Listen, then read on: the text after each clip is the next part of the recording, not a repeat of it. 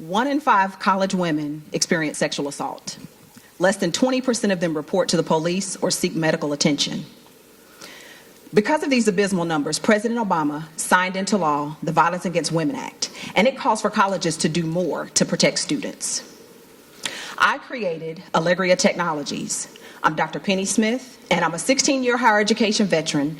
I'm an assistant professor of family and community medicine, and I'm also a victim of campus sexual assault. Allegria Technologies means joy in Spanish, and the mission of our company is to use technology to restore the joy of victims of violence. Our inaugural product is called Keys to Coping.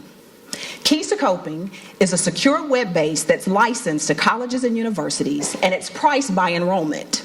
It allows their students to be able to report sexual or physical violence from the comfort of their own device or in cooperation with the appropriate staff at the university. A victim can complete an anatomical health report, police report, and request college class changes. The colleges can also use Keys to Coping as a prevention and awareness training tool. To date, I've spent almost $50,000 of my own personal cash to finalize the development of the first generation of Keys to Coping. I'm also piloting Keys to Coping in 3 historically black colleges and universities. The first early results are in.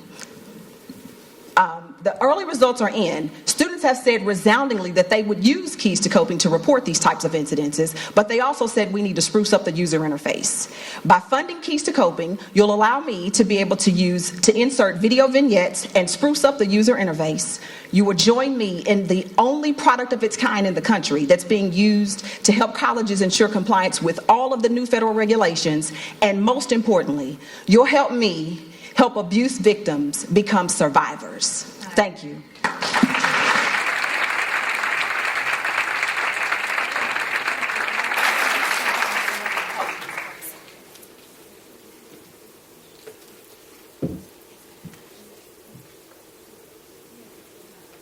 Yes. Is this an anonymous platform? Like when I submit my complaint, am I anonymous or not? Great question. There's an option to select anonymous or not.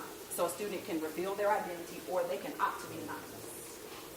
And so the rationale is that a lot of women don't report because they can't be anonymous, nor do they want to talk to people on their campus. Absolutely. And sometimes victims feel re-victimized by telling the story again, especially if the person they're telling it to hasn't been trained and they're not using trauma-informed techniques. So if I am an anonymous person on a college campus and I do report and do the anatomical, the anatomical health report. Will the college be able to do anything to help me? Because I haven't gone to the police or I haven't gone to the administration. Excellent question. The software allows there's a super user at every university, and that individual will get an email alert that information has been reported in the system.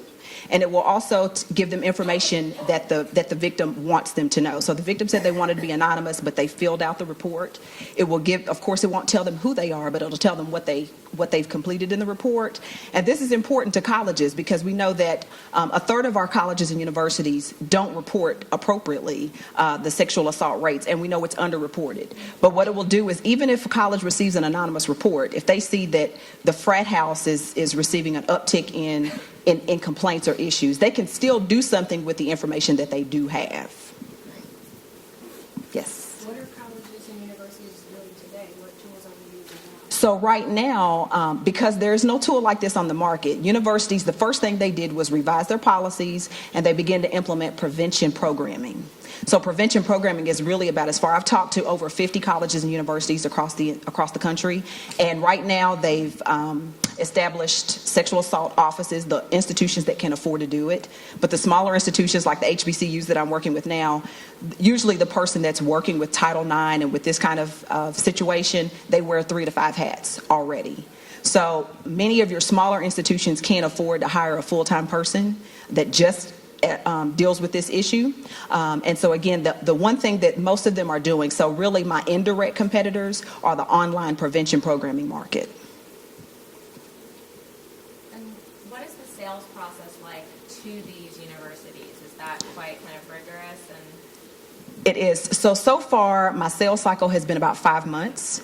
It's requiring about 3 demos. I typically start with individuals in the Student Affairs office. So Student Affairs hears about it, they like it, they vet it. Then they want to include campus safety and typically the general counsel as well.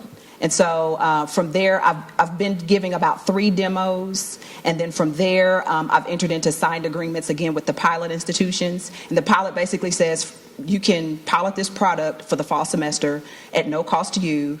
If you like it at the end of the pilot, you basically pay by enrollment. The licensing rate is by enrollment. So small institutions pay $5,000 per year, mid-sized institutions $7,000, and the largest institutions pay $10,000 a year. And that's introductory pricing as well, because the online prevention market has the same type of pricing structure, except they only get prevention programming. With my product, they get prevention programming as one of the modules, as well as all of the other reporting requirements to adhere to VAWA. Sorry, we got to stop. Thank you. Okay, thank you.